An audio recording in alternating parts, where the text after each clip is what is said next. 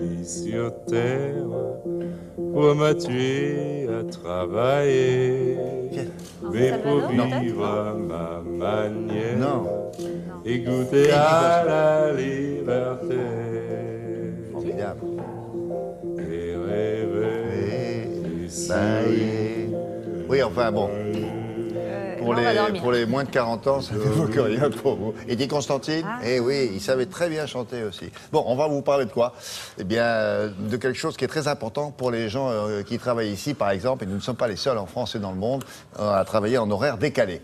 Donc, la sieste, c'est très important, peut-être pour vous aussi, je vous le souhaite, parce que c'est pas inutile d'après les études que vous avez consultées. Il y en a une dernière qui arrive et qui a été publiée sur ce sujet-là. Et qu'est-ce qu'elle dit? Brigitte va vous répondre. C'est une sieste, et bon, c'est un temps pour récupérer ce qu'on n'a pas pu faire pendant la nuit. Voilà. Alors, ce qui est nouveau, c'est qu'effectivement, des chercheurs français et américains ont mené conjointement une étude pour essayer de déterminer quel est le temps idéal de la sieste pour qu'elle soit vraiment récupératrice.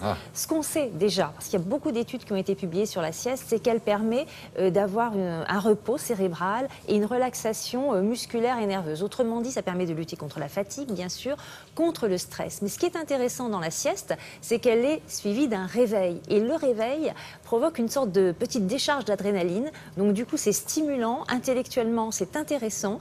Et d'ailleurs, de nombreuses entreprises aujourd'hui inclut dans le temps de travail des pauses pour des personnes, par exemple des salariés qui ont besoin d'une sieste. Enfin, c'est pas aussi mal vu que dans le passé. On disait, la sieste, c'est vraiment les paresseux. Oui, donc, non, mais c'est ça. là, la sieste, c'est pour les gens qui veulent améliorer oui, leur productivité. c'est presque une insulte, un reproche. Oh, celui-là, il fait la sieste. Il fait la sieste. Oui. Non, mais on a changé de regard sur la sieste. Et même une étude récente a montré qu'après une sieste, on avait une meilleure capacité de prendre des décisions.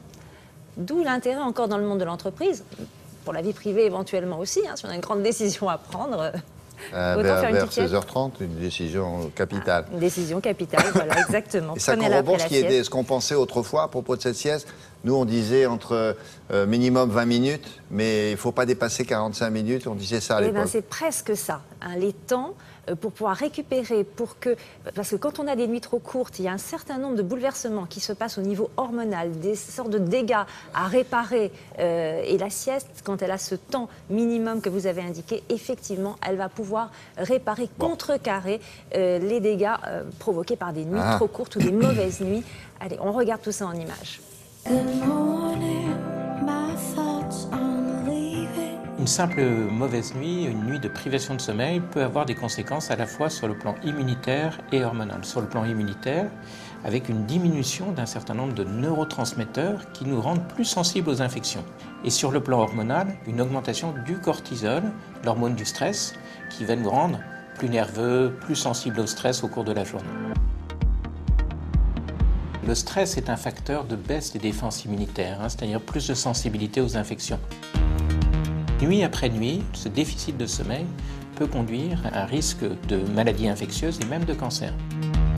Dormir peu a très naturellement des conséquences sur le plan comportemental. D'abord, on est plus somnolent dans la journée, moins attentif, un risque d'erreur plus important et d'accident.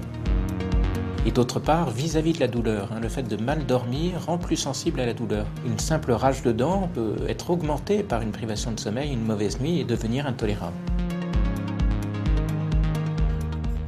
2 études ont été publiées récemment qui montrent que la sieste permet de contrecarrer les perturbations hormonales qui sont liées à la privation de sommeil.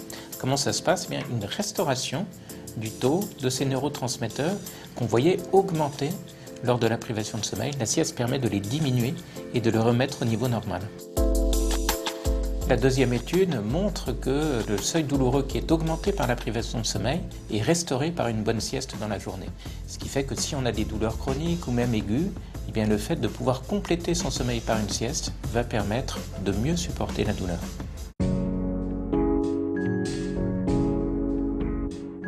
La durée idéale de la sieste, c'est 20 minutes. On peut avoir suffisamment de sommeil réparateur, sommeil qui permet de contrecarrer les effets de la privation de sommeil. Au-delà de 20 minutes, 30-40 minutes, on va avoir également du sommeil réparateur, du sommeil lent profond, mais on va se réveiller confus et ça va être difficile de récupérer un état de vigilance normal.